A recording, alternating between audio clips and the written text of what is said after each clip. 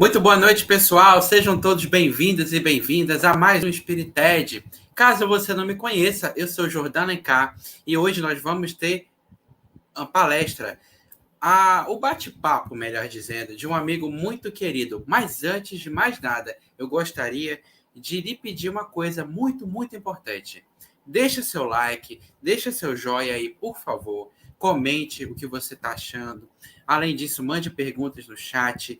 E, por favor, se inscreva no canal para ajudar a gente a divulgar a mensagem da doutrina espírita nesse bate-papo leve, objetivo, descontraído, que é o Spirited, tá bom? E vamos fazer um combinado? Que tal se você compartilhar com uma pessoa ou com um grupo espírita que você tem nas suas redes sociais essa live? Vai ajudar muito e ainda vai levar uma mensagem positiva.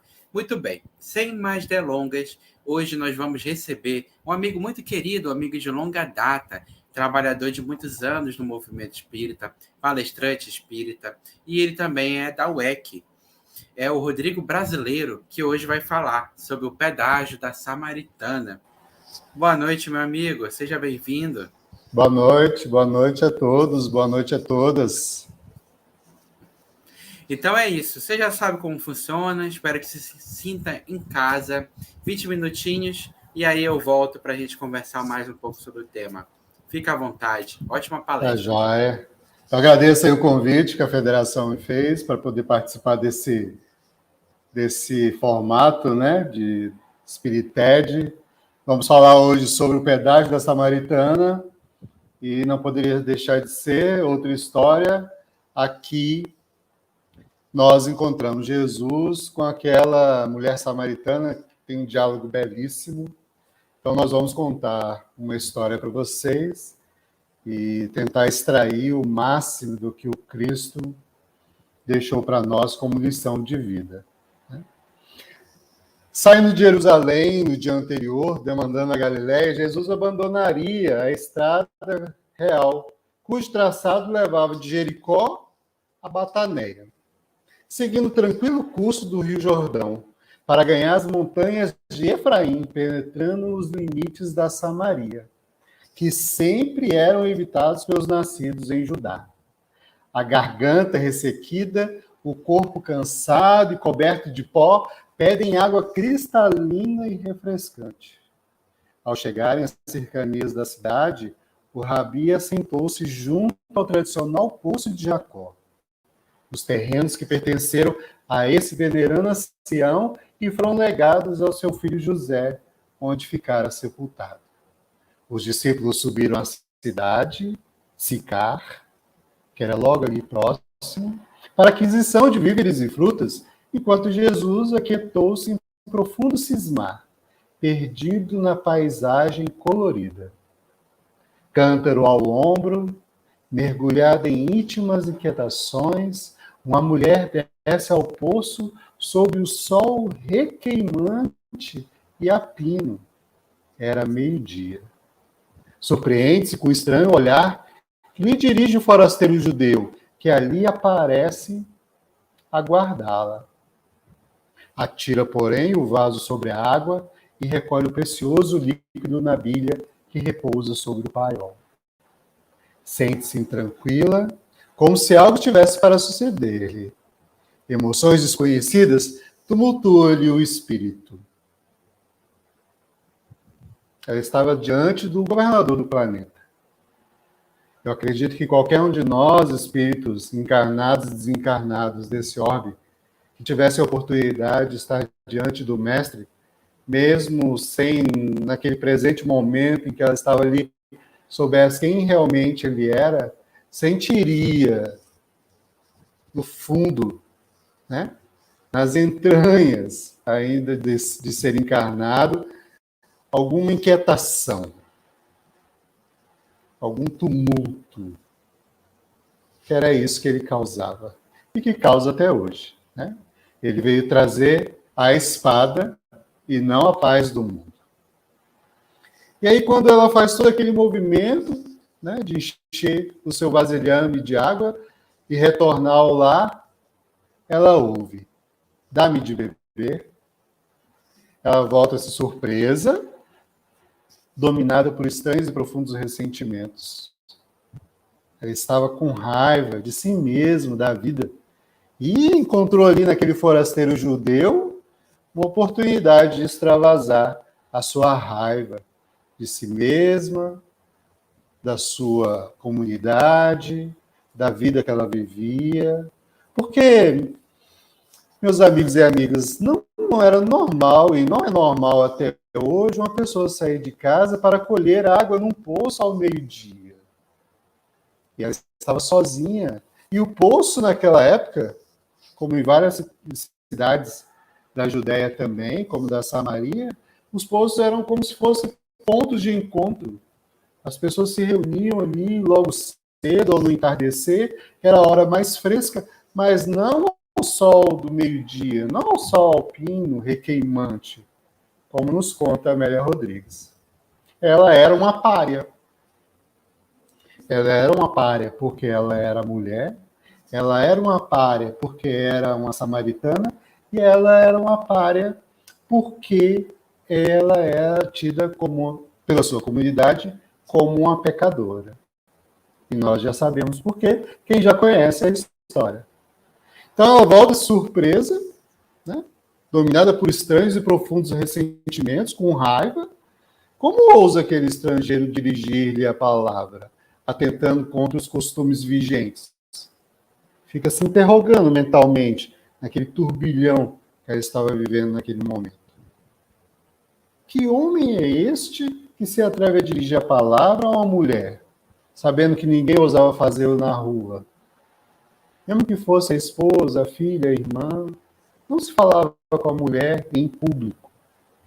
Ignorará ele essa regra tão comum, parte integrante dos deveres sociais?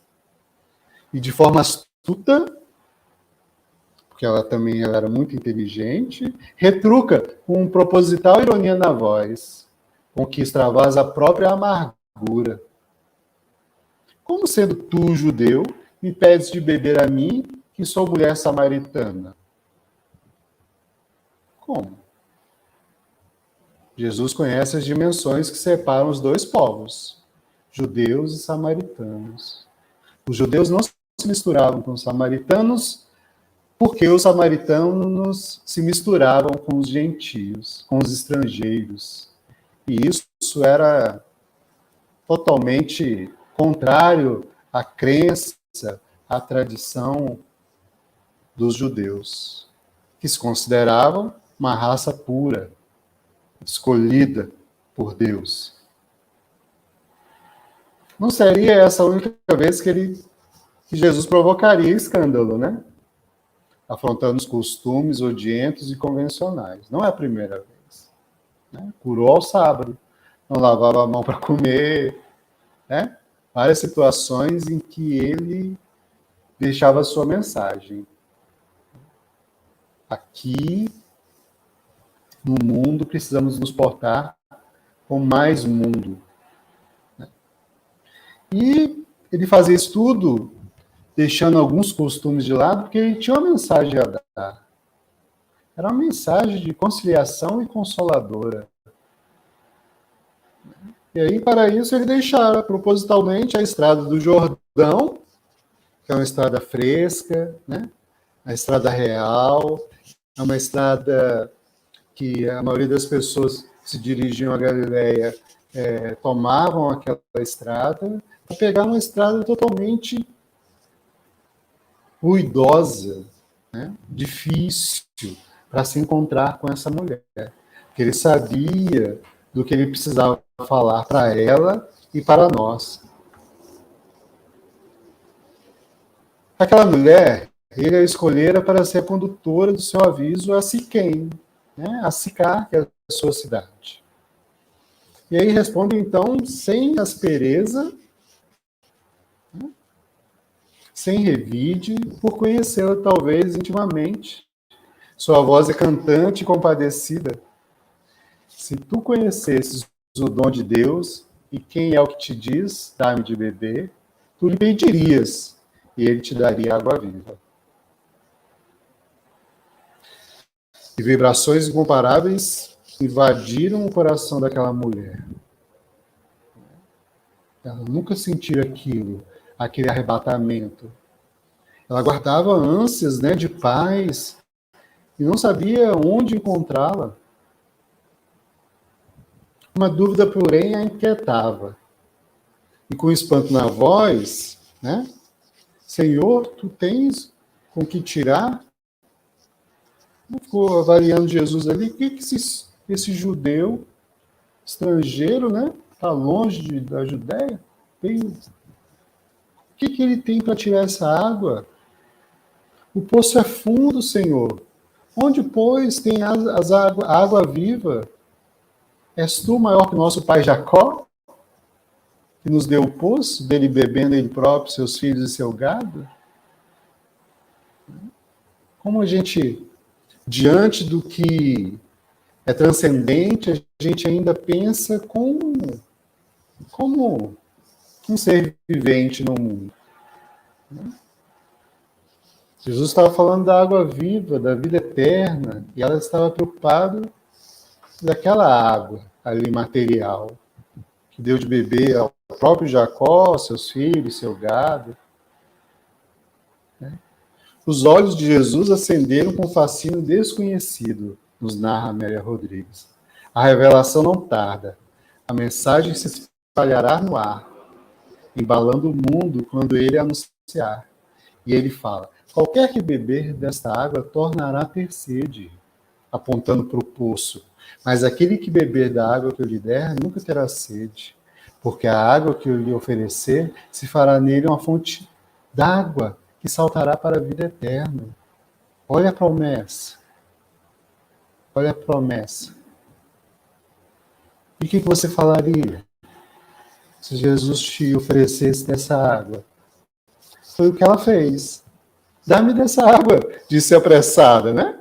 Para que não tenha mais sede, que não venha tirá-la. Quanto tempo ela passou ali, todos os dias, indo apanhar a água no sol a pino, ao sol do meio-dia? Penetrar a mulher o sentido das palavras do Rabi? Talvez com a alma, com o inconsciente, mas ela desejava libertar-se da exaustiva tarefa. Né? Os meigos olhos dele incendiaram-se e fixaram nos olhos dela. Aí ele a encarou, penetrando-lhe no recôndito do espírito. Vai chamar o teu marido e vem cá. Ela pediu água. E ele falou: vai chamar o teu marido e vem cá. Ordenando-lhe com brandura e segurança, né? Ela se perturba na hora. Ela era uma pecadora e ele o sabia. Ficava pensando consigo mesma. Esse era o seu tormento íntimo. Era a sua chaga maior. Quanto se sentia ferida, humilhada no seu amor, receosa. E não poderia deixar de ser. Ela começou a transbordar em choro, em lágrimas. A palavra embargou na sua garganta e quase sem fôlego ela esclarece: não tenho marido, Senhor. E ela disse isso com a vergonha estampada no rosto, que estampava a sua vergonha e a própria dor.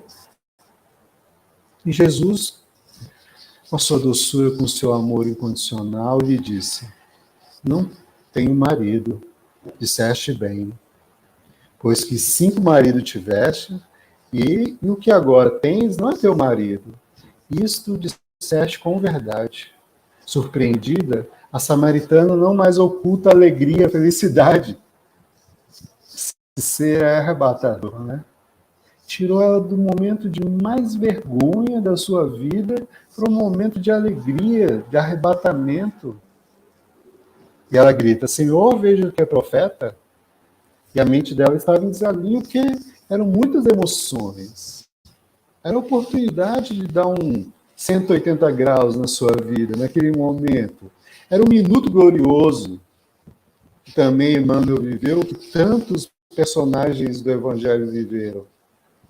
Quantas dúvidas atormentaram a vida toda? Agora está diante de um profeta. Né? E continuando naquela conversa, ela se envolve numa questão pequena, né? Se a gente deveria adorar ali no poço de Jacó ou lá em Jerusalém. Jesus lhe fala: Deus é espírito, importa que os que o adorem em espírito e em verdade.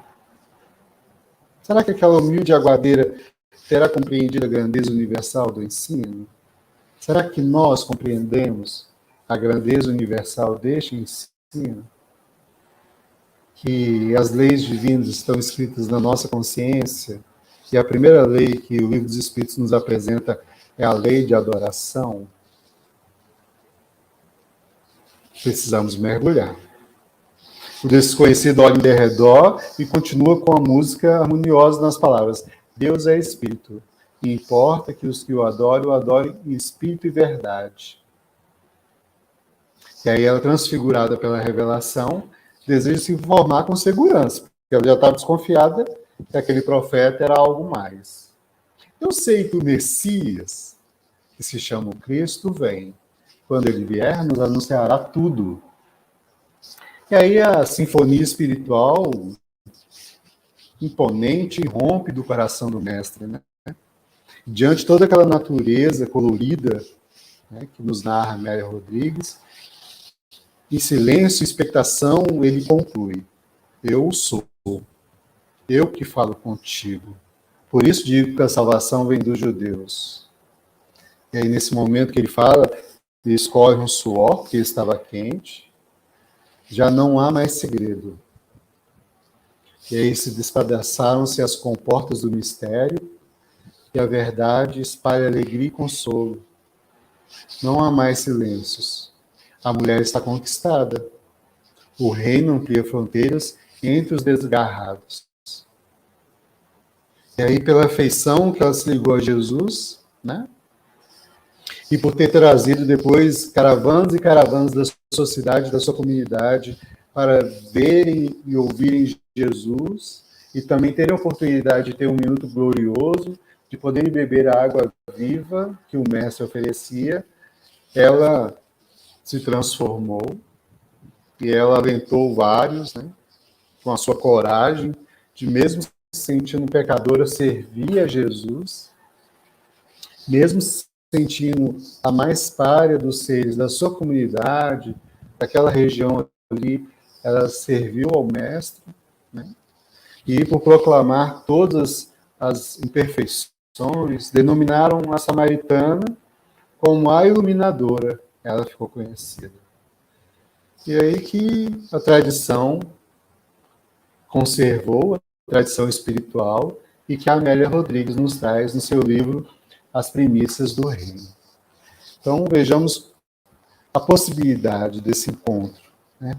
Tantas emoções, raiva, alegria, tristeza, ressentimentos, em um momento de um diálogo tão dentro de um tempo humano tão fugaz, mas que foi arrebatador para esse ser, e que descobriu que é no Evangelho vivo, que é o próprio Cristo, está uma fonte de água-vida eterna.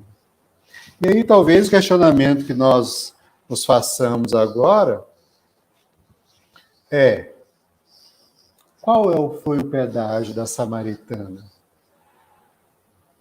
Vocês conseguem descobrir qual foi o pedágio da samaritana?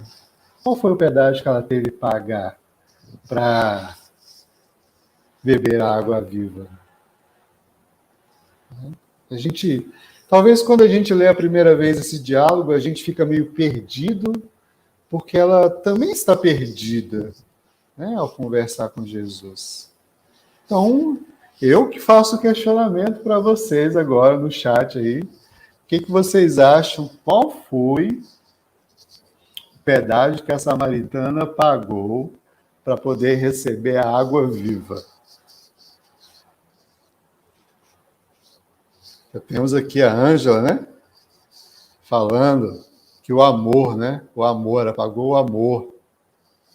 Jesus oferecia a boa nova, amar o próximo como a si mesmo. Faça pelo próximo o que alguém um dia fez por você. Essa seria a mensagem? Sempre, né? Mas tem dentro desse diálogo uma chave que a doutrina espírita ela nos faz virar, né? Ainda mais quando a gente se debruça na terceira parte do Livro dos Espíritos, que nos fala da lei moral, ele vem trazer uma oportunidade nova para a gente se repensar como espírito, né, imortal que somos, né? O Haroldo Rocha aqui está falando que primeiro abandonar os próprios preconceitos, né? Estão colocando aí.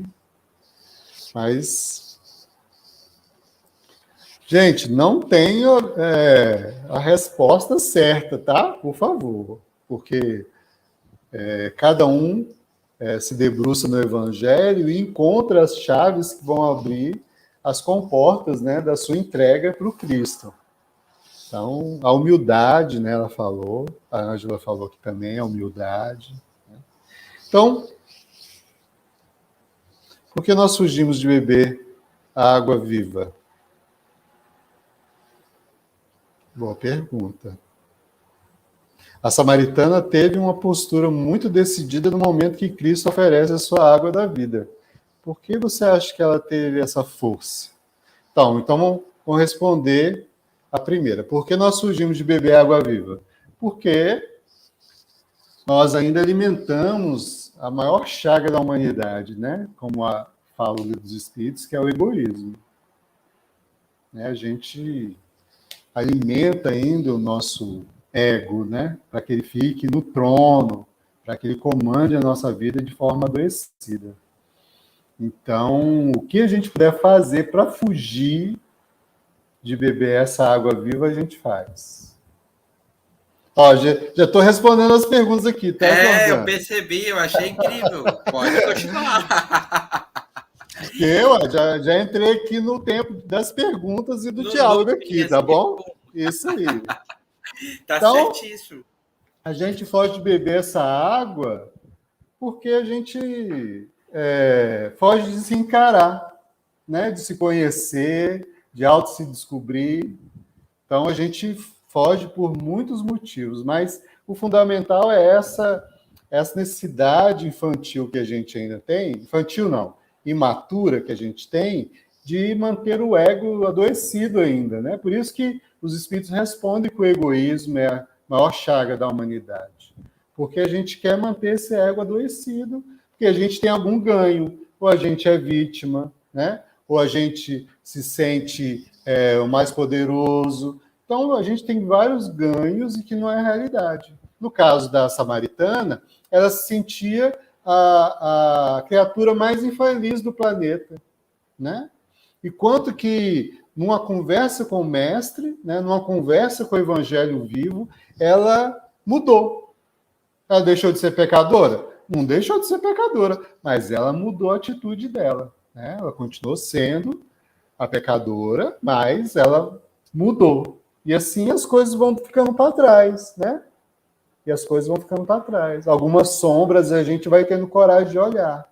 Né? E o ego adoecido, que é o egoísmo, quer que a gente fuja disso. Aí a segunda pergunta é, por que você acha que ela teve essa força? Jesus sabia a hora certa de encontrá-la. E a vida ela é muito criativa e amorosa para nos colocar em situações em que a gente pode ter esse minuto glorioso com o mestre. Pode ser uma doença, pode ser uma oportunidade profissional, pode ser uma palestra, pode ser uma leitura de um livro, pode ser alguma coisa que acontece com um ente querido nosso, pode ser a desencarnação de alguém que a gente ama, que dá aquele estalo, que foi o que aconteceu com ela. Ela estava tão necessitada, o mestre sentia isso, que ela se lançou. Ela poderia ter recusado? Poderia. No momento lá, ela poderia ter não pago o pedágio. E aí ela não ia entrar na estrada do reino dos céus. Né? Colocando em parábolas aqui, né? Que ainda a gente não respondeu qual foi o pedágio, pelo menos o que eu acho, qual foi o pedágio que ela pagou. Tá bom? Vamos ver aqui a pergunta. Você quer tocar aí, Jordão? Isso. Porque eu estou tocando aqui. Vamos lá. Sem problema, cara. Isso aí que você acabou de falar, lembra a pergunta da Brenda. Pode pôr aí, Tamires, na tela? Quantos de nós esperamos fortes sinais para mudar nossa vida? E eu até acrescento, por que nós esperamos esses fortes sinais para mudar nossa vida? Porque a gente tem uma relação ainda fantasiosa, né? Mágica com o transcendente, né? Então, eu quero aquela mensagem especial. Eu quero receber o passe na casa espírita e enxergar uma luz inundando a sala. Eu quero receber uma mensagem de um ente querido. E eu esqueço que é nas coisas comuns, como buscar água num poço, que eu posso ter uma revelação transcendente, né? Então, são nas coisas simples, né, que Jesus atua. Claro que também tem as situações arrebatadoras, né? Então, a cruz foi um momento arrebatador, né? E tem a pandemia é um momento arrebatador. Então, existem os grandes movimentos, mas o dia a dia, principalmente quando você se permite viver em família, existem esses momentos, né? De você se enxergar, de você se perceber, leituras, né? Músicas, a arte mesmo, ela é um espelho fantástico, né? Para que a gente possa se enxergar o que a gente sente, o que a gente vê, o que a gente se permite. Então, são sinais normalmente simples, né? Muitas vezes a gente espera a morte para poder ver esses sinais no filminho que passa logo depois. Mas a gente pode perceber esses sinais agora, né? Perfeita essa colocação. E antes de passar para a pergunta da Lúcia, que está ali, eu queria até aproveitar para jogar a pergunta. O que é a água da vida, na sua opinião? Que ela recebeu ali, naquele momento? É a possibilidade de viver uma vida de abundância, mesmo sendo ela quem é. Uhum. Né? Sem se limitar por julgamentos, por críticas, né? Por mais que seja muito difícil, mas ela foi lá na cidade, foi buscar o povo para conhecer Jesus, o Cristo. Ela acreditou, né?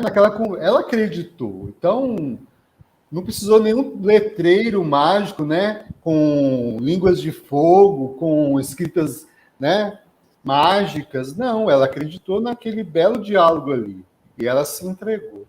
Né? E estamos aí nos lutando aí há mais de 2000 anos, para a gente se entregar também para esse evangelho, né? E ter um mundo glorioso. Mas eu acredito que seja essa vida criativa que o feminino traz. Não é à toa que Jesus se encontrou com a mulher samaritana. Porque o feminino, ele representa o criativo, a abundância, né? E vários outros símbolos, né? Mas que é o que o homem e a mulher buscam em sua evolução.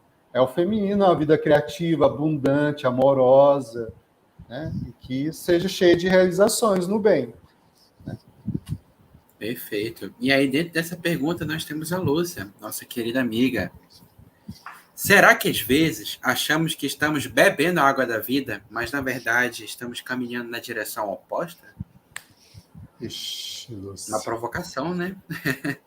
Eu acho que boa parte das nossas encarnações a gente se deparou com vários poços de Jacó achando que iria beber água viva. Né? A gente tem essa habilidade. Mas eu acredito também que isso faz parte da nossa evolução. Né? Se a gente pegar a história da humanidade, a gente vem lá desde a nossa criação da mitologia para entender o transcendente, né? O quanto que a vida é absurda, e veio criando a religião, veio criando filosofia, veio criando a ciência, para buscar o pedágio.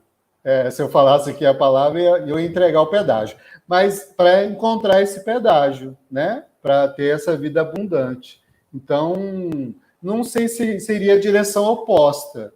Talvez uma direção ainda tortuosa, que foi o próprio caminho que o Cristo tomou para chegar até a samaritana, né? Representando aí a parte dessa passagem, né? Não é uma parábola, é uma passagem, né? Que Jesus viveu e trouxe esse simbolismo, que para poder beber da água fonte não vai ser fácil. Não vai ser fácil. Né? O homem tem que entregar aí alguns sacrifícios, né? Que a gente vem achando que era o bezerro, que era a virgem, que eram as frutas, que era o nosso trabalho, nosso tempo, e aí a gente vai vendo que a gente precisa pagar outro pedágio. Perfeito. E eu acredito que muito da simbologia por trás do encontro dele com ela venha também da desconstrução dos próprios preconceitos, né? Como o Haroldo falou lá em cima. Porque você percebe, como você, judeu, vem falar comigo, samaritano? Homem judeu, não basta ser judeu, homem judeu. Olha que absurdo, né? Tá vindo dar em cima de mim? Parece que essa foi a postura dela, né? Que reflexão você pode aprofundar mais um pouco sobre a desconstrução dos preconceitos nessa própria mensagem? Até nisso, o danado do governador do nosso orbe, esse ser amoroso que nos ama de forma incondicional, ele foi precioso nessa passagem. Como que ele poderia atacar esses preconceitos, né? Que viviam naquela época, e ele tratava todo mundo com equidade, né? Não com igualdade, com equidade. Mas ele tratava. Ele foi com a reconciliação, né? Ele representando todo aquele estereótipo, né? De macho, de judeu, de dono do pedágio. Ele foi lá e conversou com a mulher samaritana, que era a pária da pária da pária. Ela era a pária da comunidade dela, para vocês terem uma ideia. Era quando a gente fala assim, a última, era a última. A última em valor, né? Em valor, em qualquer valoração que existia naquela época, ela era um ser que não existia nem para a comunidade.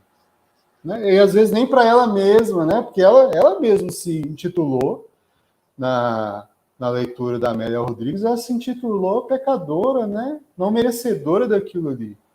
Então, como é que Jesus faz?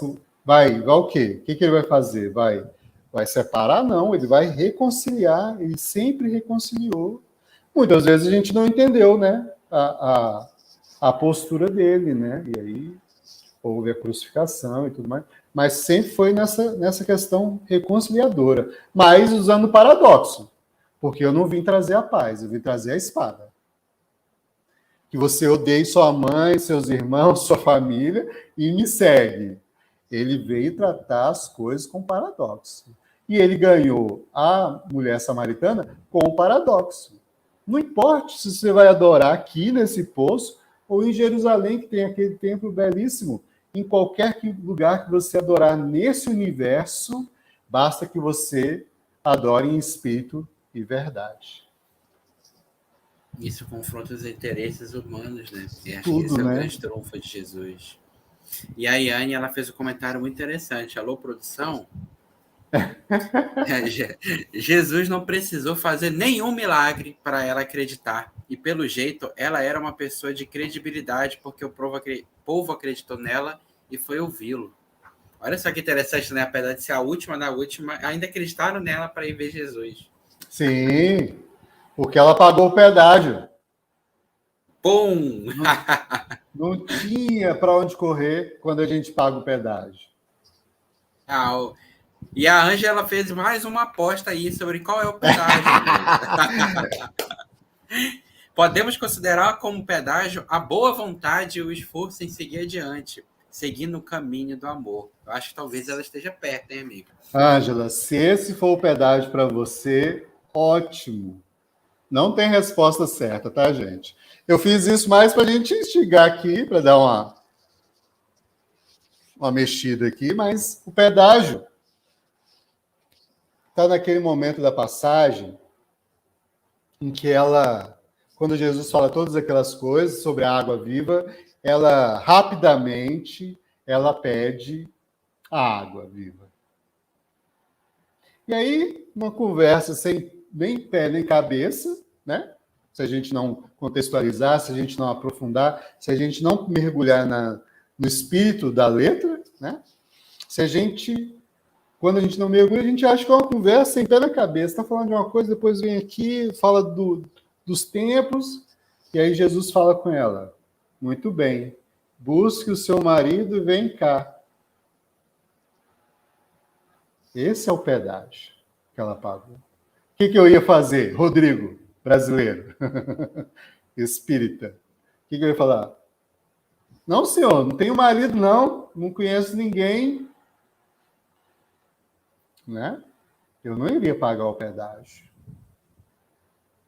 Eu não iria pagar o pedágio. Aquele pedágio ali é muito alto. É um preço alto que ela pagou.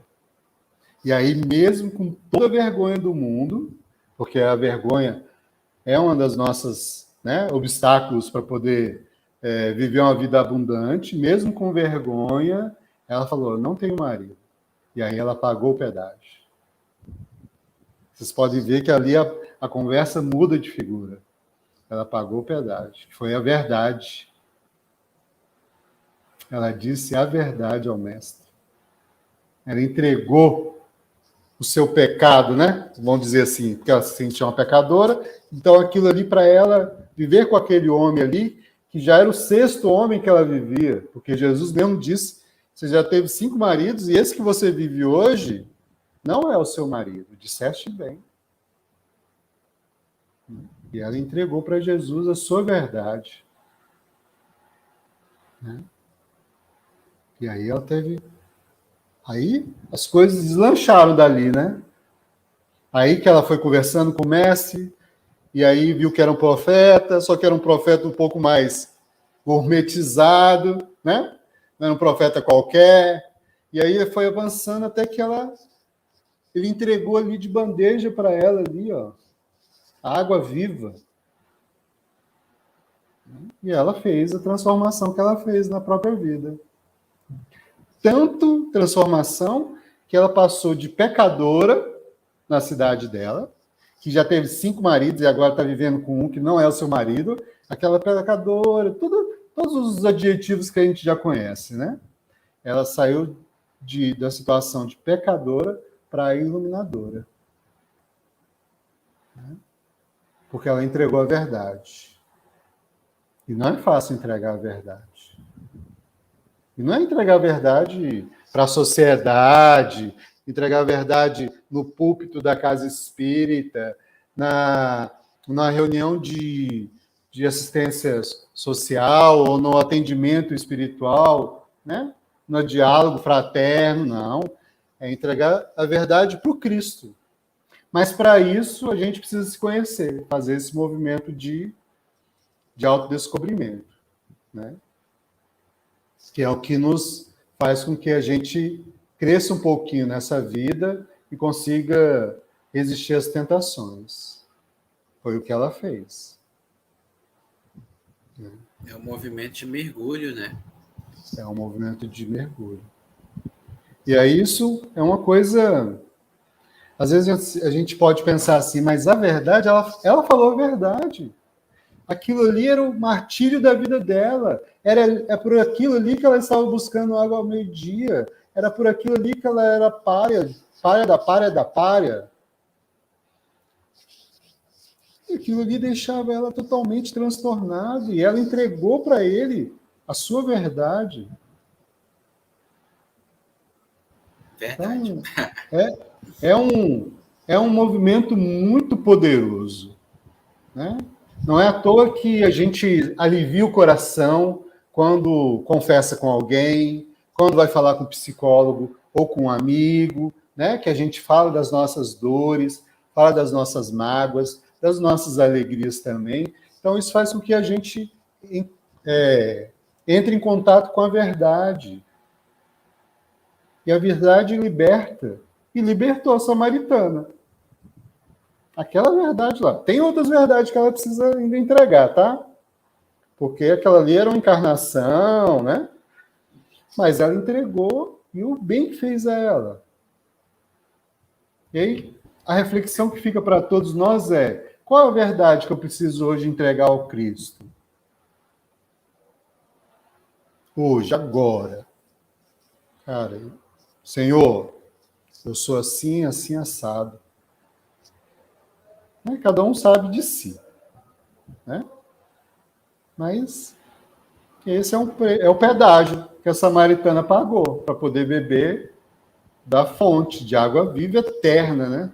Sabe lá onde está esse espírito agora? A Amélia Rodrigues podia escrever um outro livro, né? Parte 2, para falar onde está esse espírito agora, porque avançou, né? Avançou. Assim como Emmanuel e vários outros. E fica o convite diário para a gente parar de beber a água do poço de Jacó para beber a água do poço de vida eterna. Muito bom, amigo. Assumir-se para ser um ato de coragem. Eu acho que esse foi o sacrifício dela ali. Isso aí. Ela assumiu para ela o conflito, né? Que ela buscava amor, ela buscava se sentir realizada. Muito bom, maravilhoso. E eu acho que dá para fechar com essa frase aqui que a Lúcia jogou, que não é dela, mas é do Kardec. Legal, legal. Reconhece seu verdadeiro espírita pela sua transformação moral e pelos esforços que emprega para domar suas inclinações, mas eu acho que essa é a essência, né? Jesus não pede perfeição, mas o pedágio. O pedágio, tem que pagar o pedágio, né? Para ser verdadeiro, né? Perfeito. E aí, qual é a sua consideração final, amigo? Já aproveita? Então, pegando essa frase belíssima aí que a Lúcia colocou, né? Como é que eu vou transformar e vou domar más inclinações sem me considerar mal? Se eu me considero bonzinho, aquele que faz tudo pelos outros, sempre. Qual é esse mal que está nesse planeta aqui? Porque a gente reconhece um planeta de provas e expiações porque predomina o mal. Não o mal nas instituições, não o mal no governo, não o mal nas escolas, não o mal em mim. Qual é o mal que está em mim? Que eu preciso entregar em verdade, para ser verdadeiro. E daí partir para uma transformação moral e saber que inclinação má eu vou domar. Né? O autoconhecimento é a chave aí, né? E Jesus fez isso brilhantemente com ela, né? Eu sou apaixonado por essa passagem e a terceira parte do Livro dos Espíritos é um mergulho. Tá? Fica aí o convite a essa reflexão. Nós que estamos aí saindo de uma Páscoa, né? Possamos aí realmente ressurgir, igual a mulher samaritana ressurgiu como a iluminadora. O preço é alto, mas vale a pena. Muito bom, amigo. Eu tenho certeza que aqui altas reflexões. Eu mesmo já peguei muita coisa. Eu acho que é esse o caminho, né? Pagar o pedágio, sumir-se, ser verdadeiro. Vamos aproveitar esse ensejo da Páscoa para renovar o coração, porque essa é a mensagem, né? E então eu agradeço imensamente a você, meu amigo, mais uma vez. Um forte abraço daqui. E que a gente possa se encontrar outras vezes nessas reflexões da vida, conversando sobre o Evangelho. Eu que agradeço aí o seu apoio, Jordão, do pessoal aí da Federação pelo convite, nesse Spirited tão legal. E pelo apoio também da Tamires, que está nos bastidores, sim, que ninguém vê. Produção. Né? E que está nos apoiando aí também. Muito obrigado, tá? Nós que agradecemos, amigo. Seja sempre muito bem-vindo. E você também, do outro lado da telinha, agradecemos imensamente pela sua participação. Eu lembro mais uma vez, deixe o seu joinha, seu like, como quiser chamar, deixe o seu comentário, compartilhe e se inscreva no canal para receber outros conteúdos. Agradeço a Rodrigo, agradeço a Tamires e agradeço a galera da Federação por mais uma noite de sucesso aqui. Um beijão e um abraço.